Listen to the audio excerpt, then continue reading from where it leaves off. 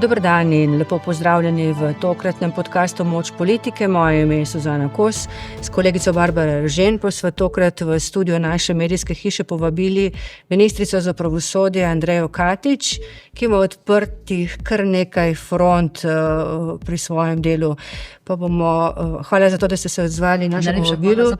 Začeli bomo z najbolj vročo temo. Notranja revizija nakupa stavbe na Litijski je končana. Sami ste sicer za Odmeve rekli, da je še ne razumete kot dokončne. Kaj ste s tem mislili, se lahko kako spremeni še? Oziroma, boste vztrajali, da se akterji opredelijo do navedb? To smo slišali, da se do zdaj nekako niso mogli. Ja, kolikor so me seznanile sodelavke, je kljub temu, da je bil dogovor, da do 14. junija pošljajo pripombe na revizijski osnutek, je do tistega momenta, ko je bilo meni poslano kot končno poročilo strani revizorke, uspela poslati par minut pred tem samo ena sodelavka, ki je nastopala v vlogi revidiranca, ostale dve pa sta to naredile kasneje, se pravi, da njihovih pripomb na osnutek notranja revizorka ni pregledala. Na koncu je seveda tako, da revizor sam oceni, kaj upošteva, kaj ne, tako da je popolnoma nerelevantno. Zdi se mi pa, in za tega tudi pravim, da to poročilo zame ni dokončno in da prosim revizorko, da mi bo odgovorila tudi na ta vprašanja, trenutno ne dopusti, tako da bo morala počakati. Zakaj je dala možnost, tako kot iz tega izhaja samo enemu, ki je nastopil v vlogi vodstvenega delavca v imenu revidiranca, ne pa tudi ostalim. Zdi se mi edino pravilno in mislim, da tako narekujejo tudi vsi standardi, ki urejajo pravila notranje revizije. Napovedali ste, da boste revizijo poslali tudi policiji in tožilstvu, boste počakali na ta del, da se upoštevajo oziroma da lahko odgovorijo tudi ostali, ali boste že prej poslali?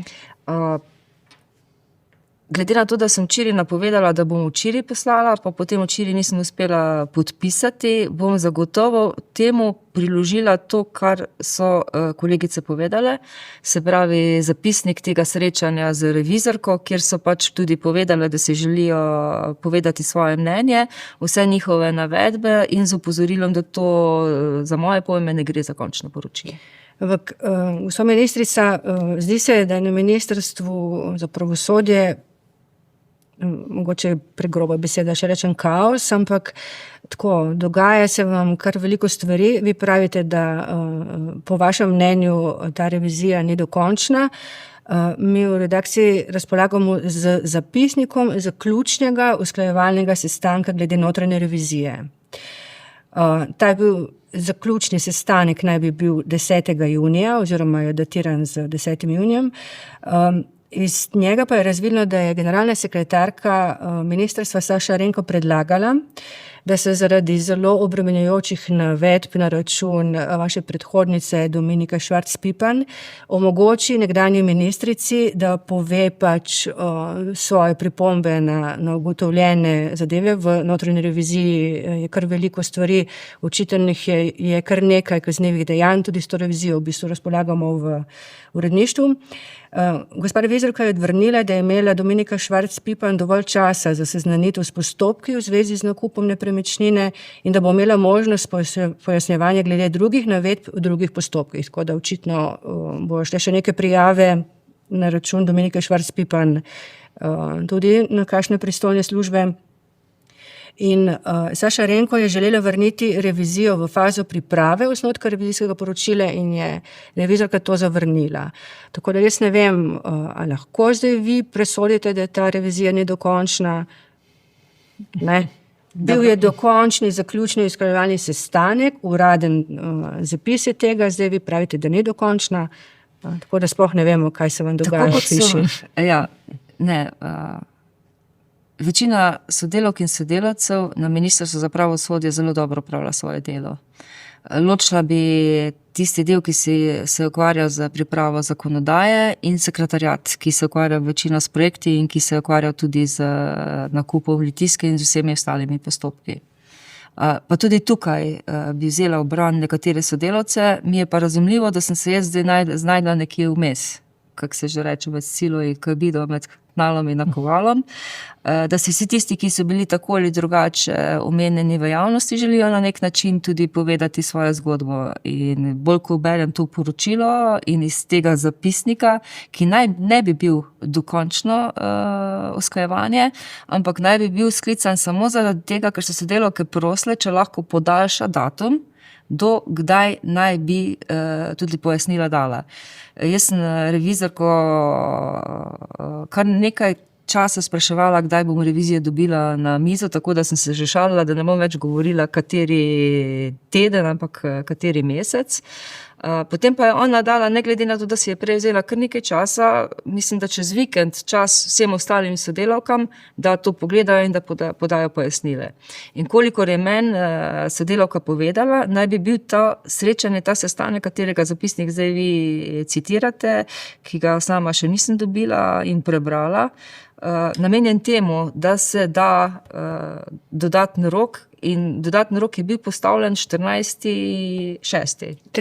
Trem sogovornikom na tem sestanku je bilo omogočeno za podajanje prigovora. Ja. Bom dala ta zapisnik. Ne, sem danes mislim, da me čaka na mizi, ampak ko sem brala podrobneje, kako so potekali postopki, sem tudi vprašala, zakaj pa sodelavke niso tega povedale, kako je to postopek potekal, pa priznam, da je tudi včasih zadrega z njihove strani, da pač potekajo postopki tako, kot potekajo. Skratka, lahko odgovorimo, je ta revizija zdaj končana in jo boste objavili ta teden, kot ste napovedali, ali ni končana in jo ne boste objavili javno? Kaj je sploh?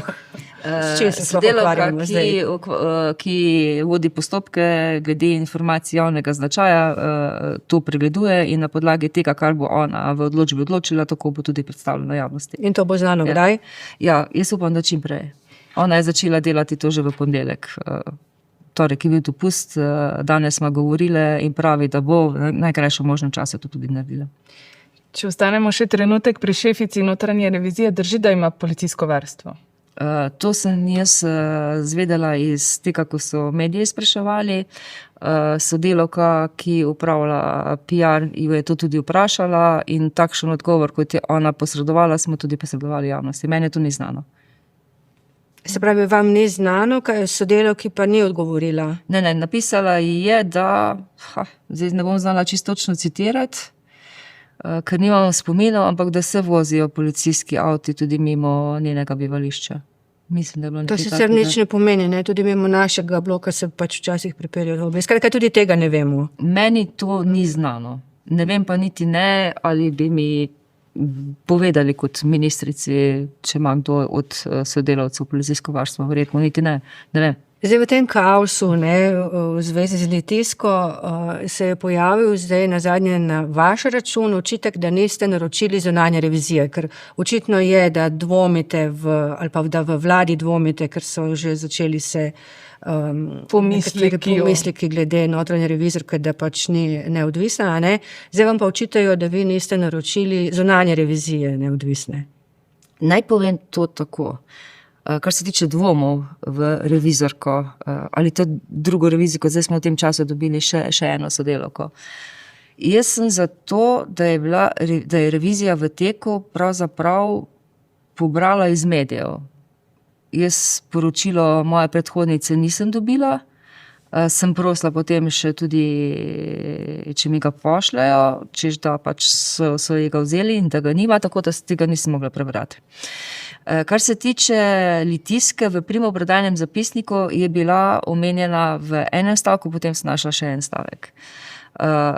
Povedano mi je bilo, in tako izhaja iz te revizije, da je do te revizije prišla kot follow-up revizija, in ko so mi pripravili spremembe in dopolnitve, glede na to, da smo zdaj 2 revizorke letnega programa dela revizorke, je to vključeno tudi kot redna revizija. Danes sem prebrala v Necenzurirano, da pač je bila v teku naročilo zunanje revizije in da pač očitek meni, da sem jo zaustavila na nek način, kakorkoli že. Jaz sem takoj poklicala generalno sekretarko, naj mi to preveri in mi je povedala, da je prejšnji vedi generalnega sekretarja naročil, da se pripravi postopek in da je sodelavec, ki to dela, informativno pridobil 3 ponudbe, ostalo je v predalu in to je informacija, ki jo imam izpred 1 ure. Ampak kako je lahko kar ostalo v predalu? Ja, verjetno ni bila niti ne pisno odrejena, vse z moje strani, mislim, meni ni bil podan predlog, da to naredim ali pa da ne naredim, zaradi tega verjetno, ker se nihče več ni s tem ukvarjal, je to ostalo v predalu. Ja, kakorkoli že. Ko pa so me včeraj novinarji vprašali, če mislim, kaj zdaj še eno revizijo, potem imamo eno revizijo in drugo revizijo, ki sta v bistvu v hierarhičnem redu enakopravni ali enakovredni. Verjetno, če bi bil dvom, če mi notranja revizorka ne bo primerno odgovorila na ta vprašanja, ki se mi porajajo, po moje čisto upravičeno, bi bilo bolj smiselno po postopkih naročiti pravilnost te revizije oziroma neko revizijo te revizije. To je možnost, sploh obstaja, da lahko... Baje obstaja po zakonu, tako da bom enostavno prosila tiste, ko si bolj spoznajo na to, da mi svetujejo, kaj naj naredim. Imam pa vzadaj predvsem pa bistveno vprašanje, da bomo verjetno morali vprašati pa tiste, ki izvajajo preiskavo, se pravi policijo, tožilstvo oziroma NPU, s katerimi podatki sploh lahko razpolagamo, ker na to me je tudi upozorila ta sodelavka, ki pripravlja informacije javnega značaja, da so že dobili upozorilo, ko so pač različni ali mediji ali posamezniki zahtevali dokumentacijo, da je bilo strani NPU-ja povedano, da jim te dokumentacije ne moremo dati, zato ker je tekla preiskava in v bistvu je potrebno počakati na rezultate preiskave. V sklopu tega potem meni samo vprašanje, katero dokumentacijo pa bi mi morali dati ali lahko dali za to, da bi se uspešno izvedla revizija. Jaz upam, da se ta šlamastika, ki se je zbudila z Litijsko, ne bo pometla pod preprogo kot davkoplačevalka. Tudi jaz si želim delati na tem, zato tudi tako komuniciram in razlagam. Mi je pa žal, da zaradi tega gre nek očitek, da je kaos na Ministrstvu za pravosodje. To je ena zadeva. Imamo še vrsto drugih nalog, ki jih dobro pravljamo. Se bomo o drugih še spregovorili. Kakšno besedo, ker smo govorili zdaj, notranja revizija je narejena, dvomimo v to, ne vemo, je dokončna ali ne, to bomo zvedeli. Potem vi razmišljate, da bi zunanjo revizijo, notranjo revizijo naredili. No? Računsko sodišče... To se lahko naredi.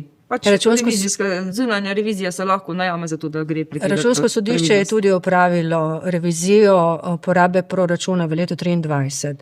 Po neuradnih informacijah se ugotovitve računskega sodišča ujemajo z ugotovitvami notranje revizije vsaj v eni točki.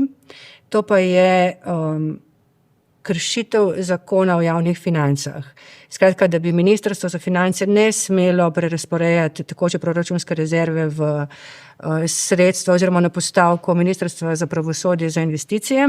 Ne bom vas vprašala, kaj drži, ker se niste želeli o tem izreči, ker ste rekli, ne povejo svoje mnenje o tem na Ministrstvu za finance, ampak vendarle, glede na to, da so potekali razčiščevalni sestanki z 21 revidiranci, razčiščevalni sestanki računskega sodišča, ali lahko potrdite ali kakorkoli komentirate, da je tudi računsko sodišče opozorilo na kršitev zakona o javnih financah? Pregled računskega sodišča je v teku in še ni dokončen. Omenjena je tudi Litijska in mi smo dali vsa pojasnila, s katerimi mi razpolagamo. Pregled je končan, te informacije še nimam. Pregled je končan, stekli so se razčiščevalni sestanki, v ponedeljek gre ven predlog poročila. Bomo po ponedeljek lahko komentirali tudi kaj več. Mi smo podali vse pripombe oziroma pojasnila na tisto, kar smo smatrali, da je našel. Se pravi, se niste glede tega Ministrstvo za finance, pa smo prosili računsko sodišče, da njih povpraša. Ja. Pravite, da vso dokumentacijo posredujete organom pregona. Bo po vaši oceni potem, ko bo izdano poročilo računskega sodišča, čas še za kakšno dodatno prevzemanje morebitne politične odgovornosti? Jaz bi počakala na poročilo računskega sodišča, pa bomo potem videli, kaj bo Računsko sodišče skozi tega odgovorilo. Jaz vem, da ima proračun državni več rezerv in priznam sama, nisem šla niti ne preverjati, kaj je bilo posredovano vladi in kako je vlada odločila, s katere proračunske postavke gre sredstva na Ministrstvo za pravosodje.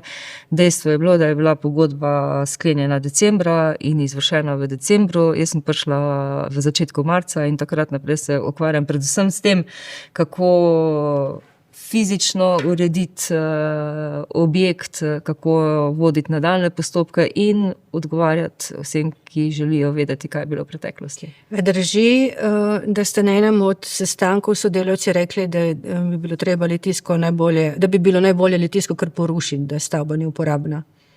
To marsikdo tako pove. Sama sem zdaj, ko je očiščena, ni že pometeno steklo, bila tudi v objektu in tudi tako, kot marsikdo drug reče, ko pride noter, stavba naredi vtis. Dober ali slab? Verjetno pa. Ja, dobro vprašanje. Mislim, začutiš jo na nek način. Pri meni zagotovo tudi slab, zato ker vem vse zgodbe okoli tega in kaj vse nas še čaka. Je pa zagotovo nek arhitekturni dosežek. Dejstvo pa je, da po pregledu, pa tako kot stroka pravi, je v bistvu potrebno stavbo olupiti in praktično se narediti na novo. Že veste, zakaj se bo uporabljala?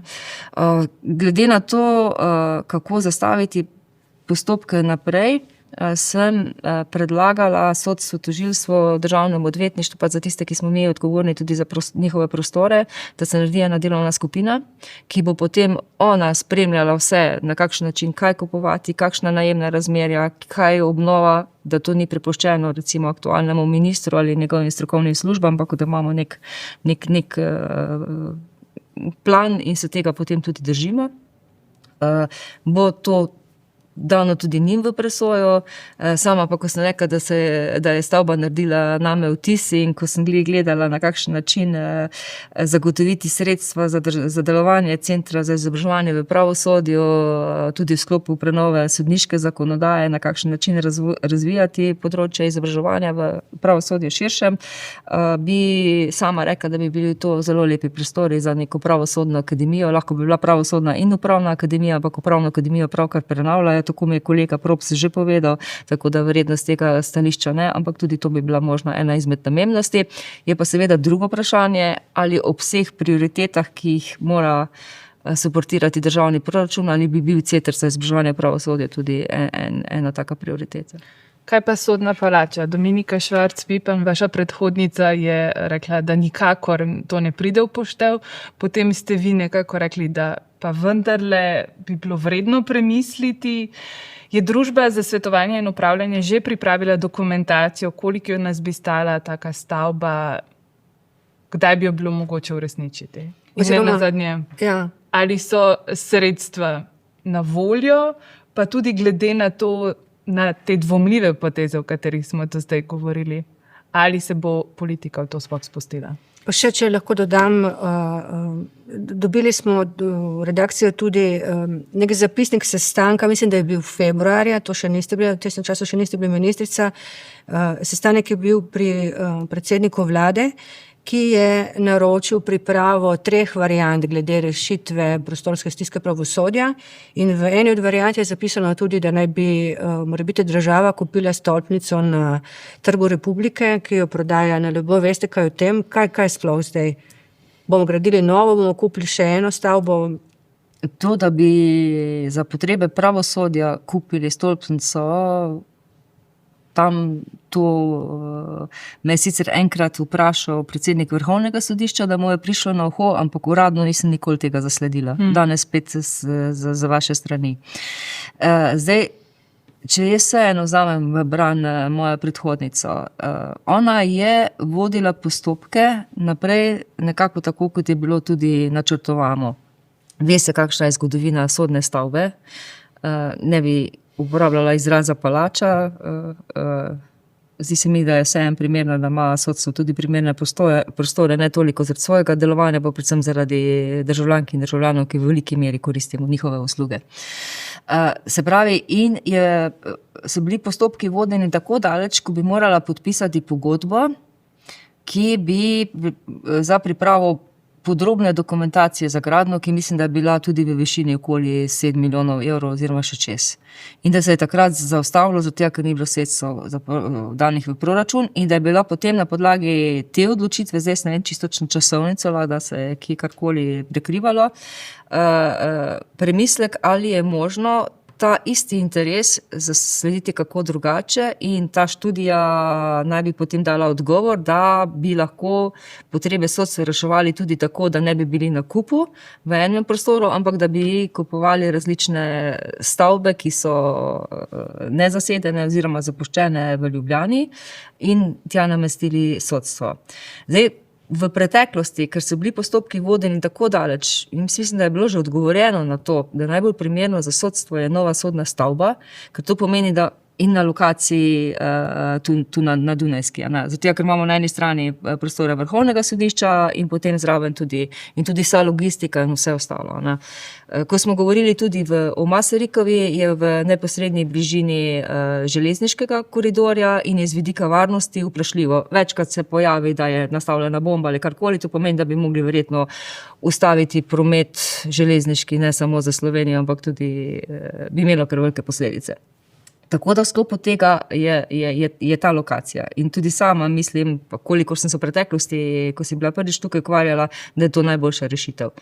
Meni so povedali tudi na podlagi tistega, takrat, ko sem bila na drugem sestanku, kjer spet nisem bila predtem podučena, pa so mi potem tudi razložili, da je že moja predhodnica formirala to delovno skupino, oziroma da je bila delovna skupina pri predsedniku vlade. Na enem izmed teh sestankov sem bila potem tudi jaz, kjer je bilo potrjeno ponovno to, da je v bistvu najboljša rešitev nova sodna stavba. In da se enostavno naj pripravijo vsi postopki, kaj je potrebno za to, da do tega tudi država pride. Jaz sem iz tega sestanka razbrala, da je volja, seveda pa to še ni bilo obravnavano na vladi. Zdaj, sredstev iz integralnega proračuna ni in mislim, da jih ne bo. Naloga ministrstva pa je seveda, da pripravi različne opcije in na podlagi tega se lahko potem vlada tudi odloči, kaj je izvedljivo, oziroma mi predlagamo, kaj je v bistvu tudi izvedljivo. Tako da jaz sem že imela informativni sestanek, kje so zdaj postopki, da mi vse skupaj povejo. Morate pa razumeti, da so to vse sodelavci, ki se, ne vem, jih je 10, ki se ukvarjajo s temi istimi zadevami, z Litijsko, z obnovo ostalih projektov, ki so v teku, z novo sodno stavbo in vse ostalo, in da mogoče vsega ne uspemo narediti v enem mesecu. Z policije ste dobili, oziroma kriminalisti so vas obiskali tudi glede ene druge nepremičnine, ne v Celju. Kaj se dogaja s tem, kdo je podpisal te pogodbe in to? Mene ne. Ministrstvo za pravosodje. Sama zaenkrat še ne vem, da bi bila kakršnekolem postopku. Tudi tisti očitek, da sem podpisala pogodbo za Jesenice, ni resničen. Jaz za Jesenice nisem podpisala nobene pogodbe. Res pa je, da je takrat generalni sekretar v mojem mandatu podpisal za projektiranje nekaj takega. Kolikor so mi sodelavci povedali, smo imeli v decembru lani razgovore z nekaterimi javnimi službenci glede nakupa stavbe na Prešernovi 18 v Celju. In kdo je bil podpisnik te pogodbe? Skratka, 2 preiskavi potekata policijski glede nakupa nepremičnin. Eno pa drugo, tudi najem prostorov v Celju. Kar veliko je odprtih vprašanj, da bi pa zdaj vedela čisto točno, v katerem mandat katerega ministra oziroma mojih predhodnikov sodi, kateri projekt, pa ne znam povedati na pamet. Dobro, pa gremo zdaj v vaš mandat. Ja. Ko ste pred dobrimi 3 meseci zaprisegli kot ministrica, ste napovedali, da se boste nemudoma lotili izvrševanja odločbe Ustavnega sodišča o sodniških plačah. Prehitelo vas je Ustavno sodišče in določilo način izvršitve te odločbe. Razumete to kot deloma tudi svoj neuspeh? Naj vas popravim. Povedala sem, da je bil eden izmed mojih razmislekov ali sprejeti funkcijo ministrstva za pravosodje tudi to, ali se bo in na kakšen način se bo izvršila odločba Ustavnega sodišča, ker verjamem, da jaz ne bi prišla na vrsto za ministrstvo za pravosodje, če bi kdo iz sodstva to sprejel, pa niso sprejeli zaradi tega, ker pač je neizvršena odločba Ustavnega sodišča.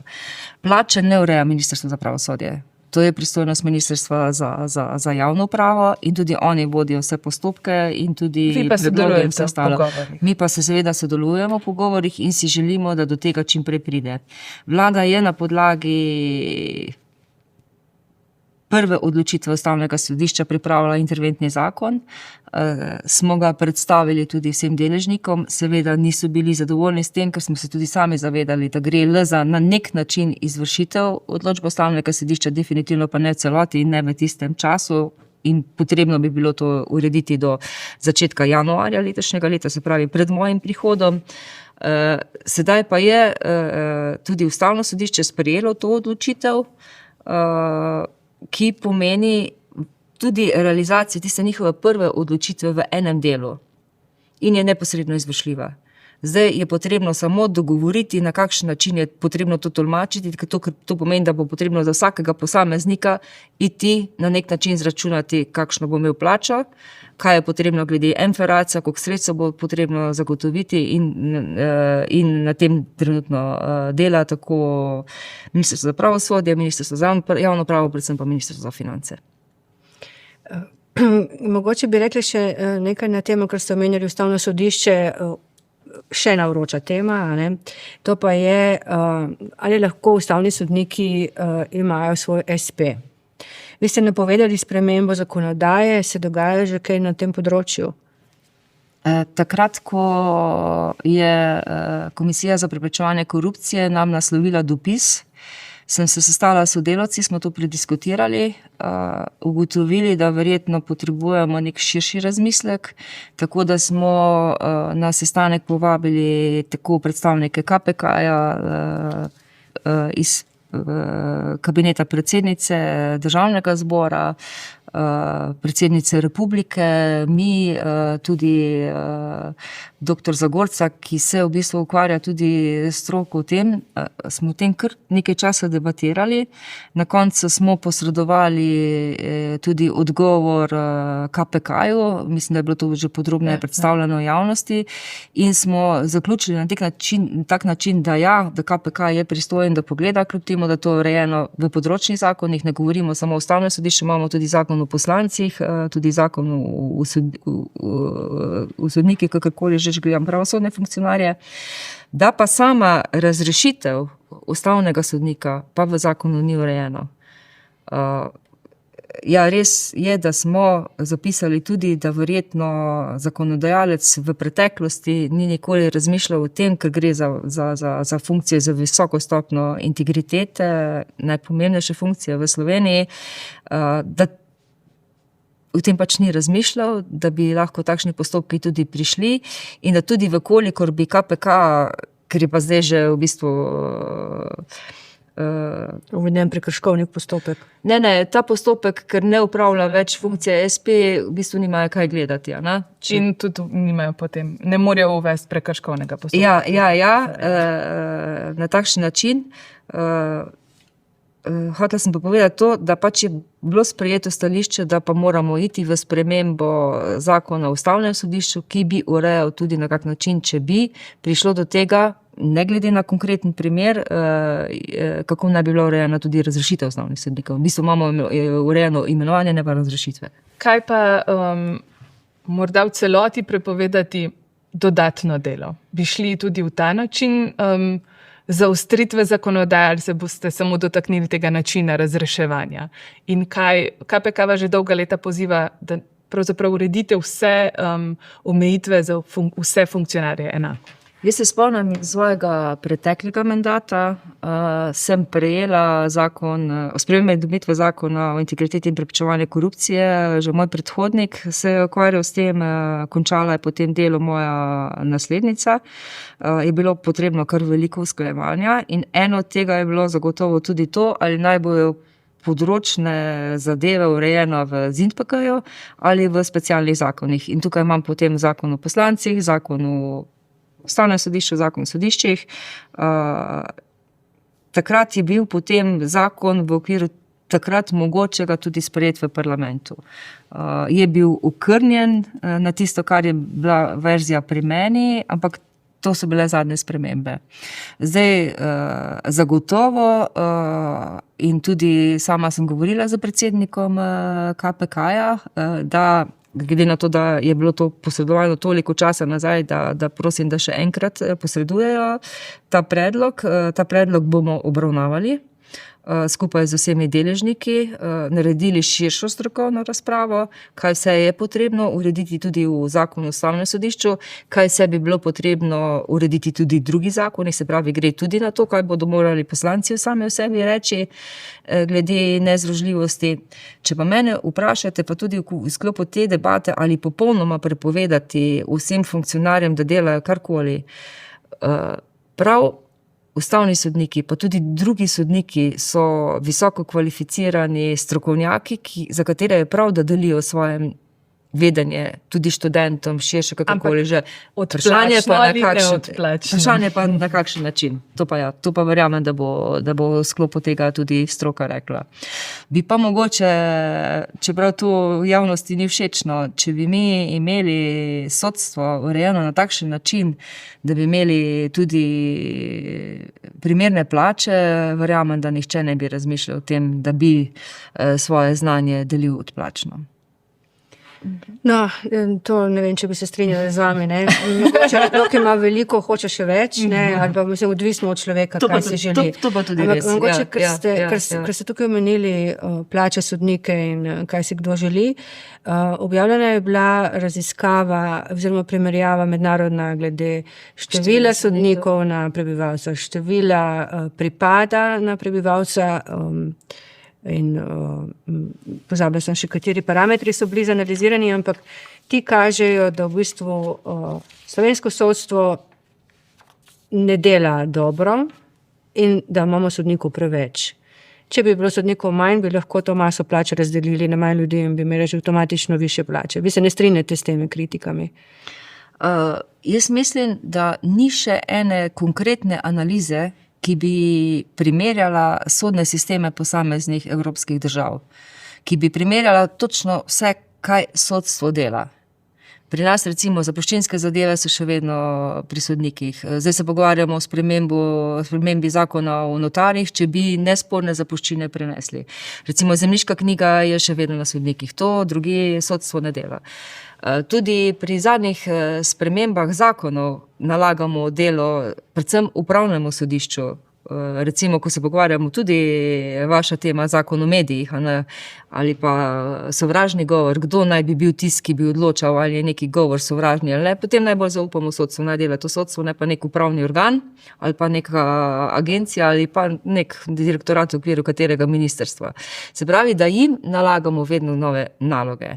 In sklopu tega bi bila sama previdna pri tem, ali imamo preveliko število sodnikov glede na število nalog, ki jih izvajajo. In ki naredijo premalo, ki delajo predolgo. Nedvoumno pa je, da imamo sodnikov v primerjavi z drugimi državami veliko, da se počasi število sodnikov zmanjšuje, da pa imamo tudi izziv pridobiti strokovne sodelavce, se pravi v sodni upravi, ki suportirajo sodnike. Pa tudi teh imamo glede na mednarodne primerjave veliko, ne vem, če ste videli to.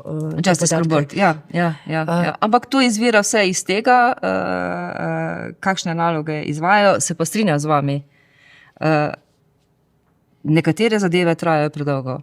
In vsaka zadeva, ki zastara ali ki ni izvedena v razumnem roku, je za mene pereča in se ne bi smelo zgoditi. Ja. Mogoče še eno vroče vprašanje, vroče v narekovajih. Pripravi z Litijsko vredno meni vroče. Gospod Milan Brglez naj bi postal državni sekretar na Ministrstvu za pravosodje, nam je povedal predsednik vaše stranke Matjaž Han. Čeprav je še do včeraj veljalo, da gospod predsednik vlade Robert Golob ni zadovoljen z vašim neformalnim predlogom, da bi bil vaš sodelavec Milan Brglez. Kaj ste zatrgovali? ne bi vedela, da smo karkoli zatrgovali. Je pa res, da sem včeraj dobila informacijo, da lahko podam predlog, da imenujemo dr. Brgleza za drugega državnega sekretarja. Potrebno je pogledati, zdaj kdaj njemu preneha funkcija. 16. julija. Ker mi smo ugibali, Ja. če mora biti na mizi tudi podpora morebitnemu novemu obrambnemu ministru. Kot možnost se omenja Damir Črnčec. Res je, da sem podpredsednica SD, ampak o tem nismo še govorili. Pa vas lahko tako vprašam drugače. Mislite, da bi lahko sodelovali v vladi z nekom, ki vašo stranko dojema kot dediče genocidne komunistične partije? V vašem programu in kandidatih za poslance pa je videl namen kraje, biznisiranje in učinevanje Slovenije z nezakonitimi migranti. To so javne objave gospoda Črnčiča Iz leta iz preteklosti. 2018. Vi morate mene razumeti, da kot ministrica za pravosodje sem tudi velikokrat dobila neke očitke strani sodstva, da ne glede na to, kako upravljajo delo in da so tudi sami kritični do sebe, ne nazadnje se zdaj uvedli časovne standarde za to, da bo narejeno vse, kar je možno, da ne bi prišlo do zastaranja ali predolgih postopkov, da mi sodstvo opozori tudi na to, kako se politika obnaša do njih in kako so nekateri člani, da so tudi nekateri člani stavkali pred sodstvom oziroma govorili v krivosodju in vse ostalo in da v sklopu tega...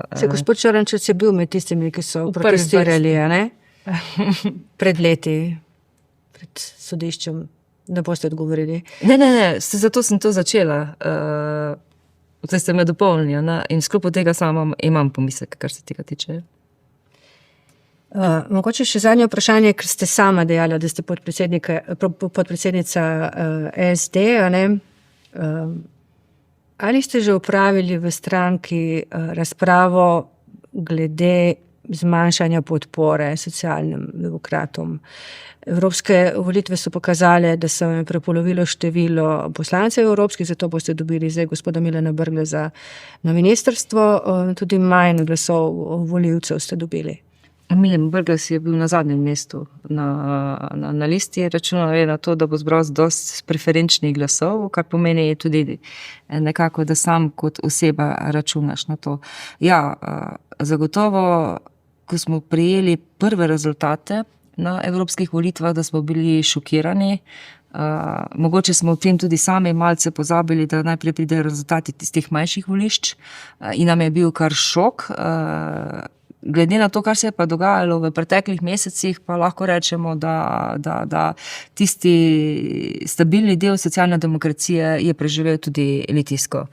In da smo zadovoljni s tem, da smo dobili enega poslanca in da ne nazadnje vse dobili kar precejšnjo število glasov. Se mi zdi pa osebno zaskrbljujoče to, da upada podpora socialni demokraciji ne samo pri nas, ampak tudi v Evropi.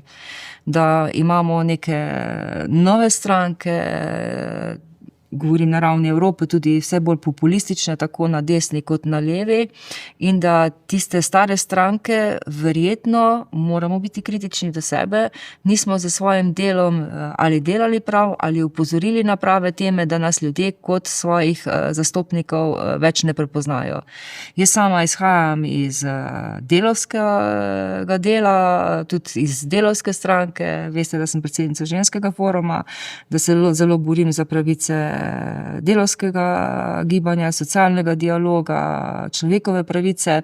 V sklopu tega tudi sama se mi zdi precej kritično do naše stranke v preteklosti, da smo premalo obravnavali in predstavljali te teme. Je pa res vprašanje, tudi ko se zdaj pogovarjaš, da ljudje mogoče niti ne vidijo več človekovih pravic ali pa delavskih pravic kot svoje prioritete.